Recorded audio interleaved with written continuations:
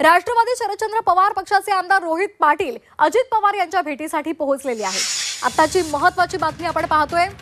रोहित पाटील अजित पवार यांच्या भेटीसाठी पोहोचलेले आहेत। त्यांच्या निवासस्थानी ते पोहोचलेले आहेत। या दरम्यान या दोघांमध्ये काय चर्चा होते हे पाहणं महत्त्वाचं ठरणार आहे। त्याचबरोबर सलील देशमुख सुद्धा अजित पवार यांच्या भेटीसाठी पोहोचलेले आहेत। नागपूरच्या विजयगड बंगल्यावर हे दोन्ही पोहोचलेले आहेत, दोन्ही नेते पोहोचलेले आहेत आणि त्यामुळे आता चर्चेला उधाण आलेलं आहे।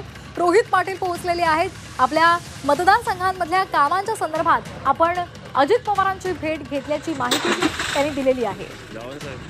नागपूर विजयगड बंगल्यावर रोहित पाटील हे पोहोचलेले आहेत। मतदारसंघातील कामांसाठी रोहित पाटील उपमुख्यमंत्र्यांच्या भेटीला आल्याची माहिती मिळते। तर दुसरीकडे सलील देशमुख सुद्धा अजित पवार यांच्या भेटीसाठी पोहोचलेत।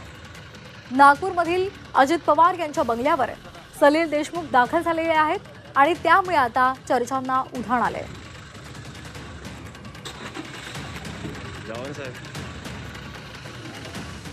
आणि या संदर्भात अधिक माहिती घेणार आहोत आमचे प्रतिनिधी अमर काणे यांच्याकडून। अमर, काय अधिकचे अपडेट्स मिळतात? दोन्ही नेते अजित पवार यांच्या भेटीसाठी पोहोचलेले आहेत। रोहित पाटलांनी कारण दिलेलं आहे की मतदारसंघाची कामं आहेत, पण सलील देशमुख नेमक्या कोणत्या कामांसाठी पोहोचलेले आहेत?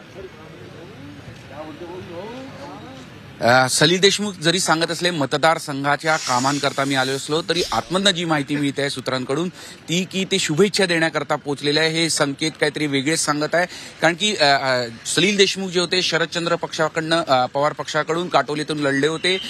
त्यानंतर बऱ्याच घडामोडी घडलेल्या आणि या पराभवानंतर सलील देशमुख थेट उगवले। म्हणजे त्यानंतर फारसे ते दिसले नव्हते, पण आज दिसले। ते थेट विजयगड बंगल्यावर अजितदादांच्या भेटीला आणि तिथे अजितदादांना शुभेच्छा देण्यासाठी आले असल्याचे त्यांनी तिथल्या काही राष्ट्रवादी काँग्रेसच्या नेत्यांशी सुद्धा त्यांचं बोलणं झालेलं आहे। त्यामुळे सलील देशमुख नेमके कोणत्या कारणाकरता पोहोचले याबाबत विविध राजकीय चर्चांना ऊत आलेला आहे। आणि तत्पूर्वी रोहित पाटील सुद्धा पोहोचलेले होते। रोहित पाटील यांनी सांगितलं की दादांनी मला 8 वाजताची सकाळची वेळ दिली होती। मतदारसंघातील विकास कामांकरता ही आमची चर्चा होणार होती। काही कामं घेऊन ते अजितदादांकडे आले होते आणि त्या दृष्टीने ते विजयगडवर पोहोचले होते।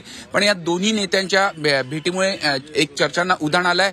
मी थेट दृश्य आपण आता दाखवू इच्छितो की आताही बघू शकतो की अनेक जण इथे मतदारसंघात जे विविध कामं घेऊन आपापले पोहोचलेले आहे विजयगड बंगल्यावर आणि हालचालींना संपूर्ण वेग आलेला आहे। याचबरोबर सुहास कांदे सुद्धा इथे पोहोचलेले आहे आणि ते आता अजितदादांची भेट घेत आहे। आता जी माहिती मिळत आहे की सलील देशमुख आणि सुहास कांदे अजूनही विजयगड बंगल्यावर अजितदादांची यांची भेट घेण्याकरता प्रतीक्षालयात आहे।